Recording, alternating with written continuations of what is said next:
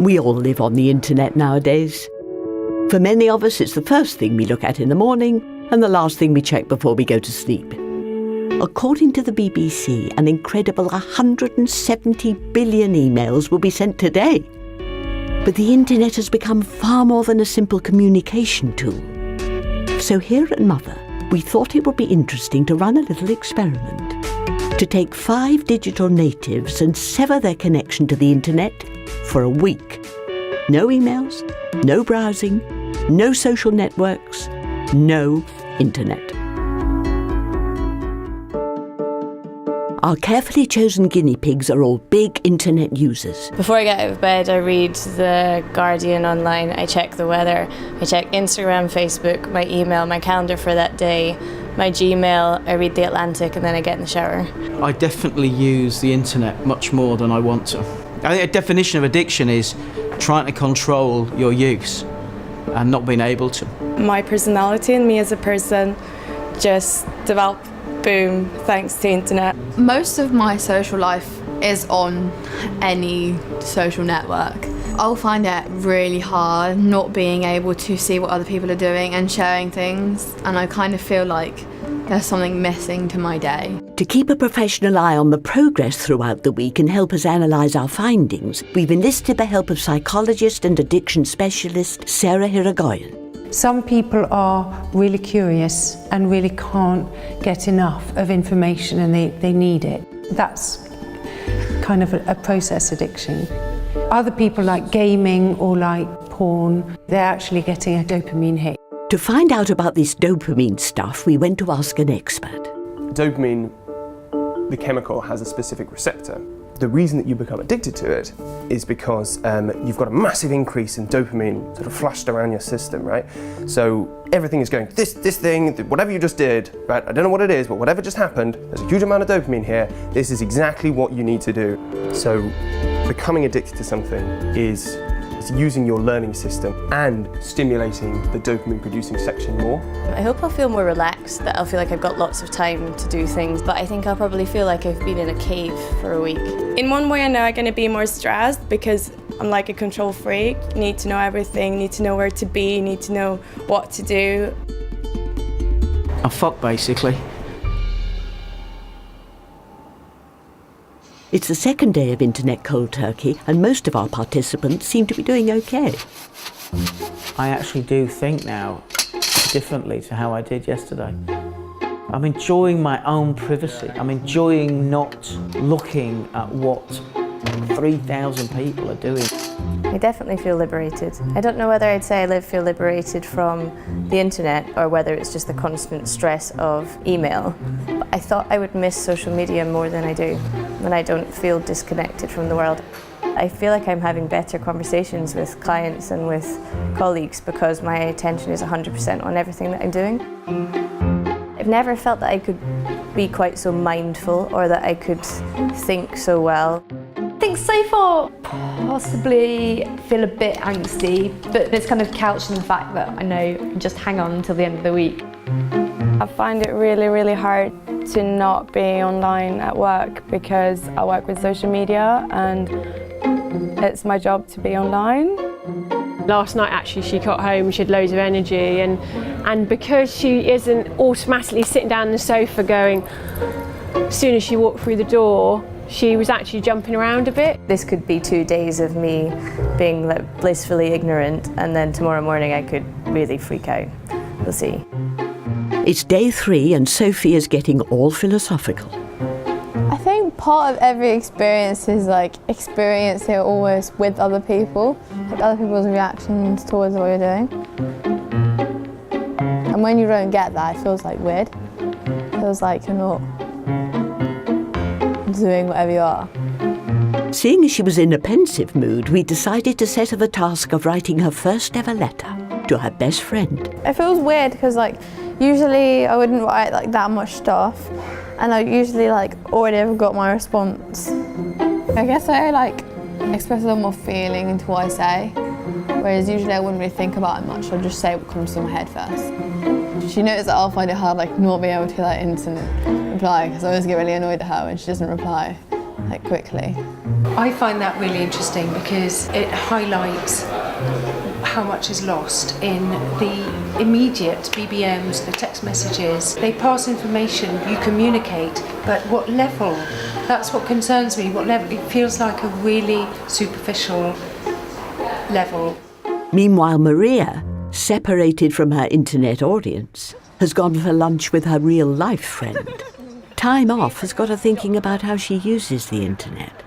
I haven't been taking any selfies or photos of what I'm wearing, and obviously it's kind of silly, the whole thing, like, oh, I'm taking photos, uploading on Instagram, and then I'm counting the likes. Get really affected by the social stuff that is going on. If someone gives you a bad comment and you're just like, what is this person thinking about me? Or if you get a good comment from a person that you don't really know and just like, oh, how did this person know me? And then it's just all this starts going on, everything. And right now it's just like relaxed. James has had an epiphany. I distract myself with the internet when I've got to complete a task. Even if I don't use the internet, I still don't do the task. Is that interfering? That's my phone going. I've had quite a lot of texts, I've noticed. I think what it is I'm just aware that I'm powerless over it. So I don't think I struggle in moderation. I've gone through a process of dealing with real physical addiction, and the phrase I used was powerless. If you understand that you're powerless over something, whether it's food or gambling or drink or drugs or sex or whatever, that's the start. When you recognise you've basically got a problem, and that's the start of being able to deal with it. And if you realise that you use the internet more than you want to, that implies that the internet is in charge. I'm really, really glad I did this. Really, really glad I did this. I certainly am feeling that real world interaction and a real world like means so much more. I had dinner with my brother last night, and he said to me that he's always thought I check my phone too much, and that in the 5.5 years that I've worked at Mother, he thinks it's the first time he's met me for dinner or drinks or anything after work, before work or on the weekend where I haven't checked my phone, which made me feel like I'm a really bad sister. This evening is the first time that I felt apprehensive about not having the internet. I haven't really been worried about it all week, and now I'm not really sure how I'm going to respond, because tonight is the private view of a campaign I've spent months working on. Everyone's really buzzing and everyone's talking about it, but everyone's taking pictures on their phones and posting them on Instagram, and I can't do it. But actually maybe I've had more conversations with people. I don't know, I really am like, oh, look what everyone's doing, they're all putting on social media. I can't. Amazing. But I can't tell anyone apart from you and everyone I speak to that I'm really happy and really proud. Day 4, and midway through Dirty Harry, James has gone batshit mental on Twitter withdrawal and ordered an axe. Logging is the new blogging. James might be finding it a bit frustrating, but his son is seeing the benefits.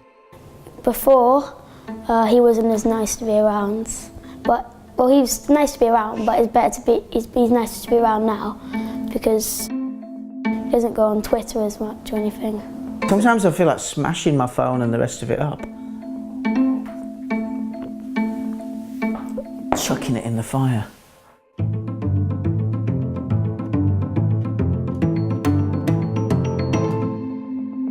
Unfortunately, I'm very ashamed to admit, I did a Google Map search and it was totally pointless.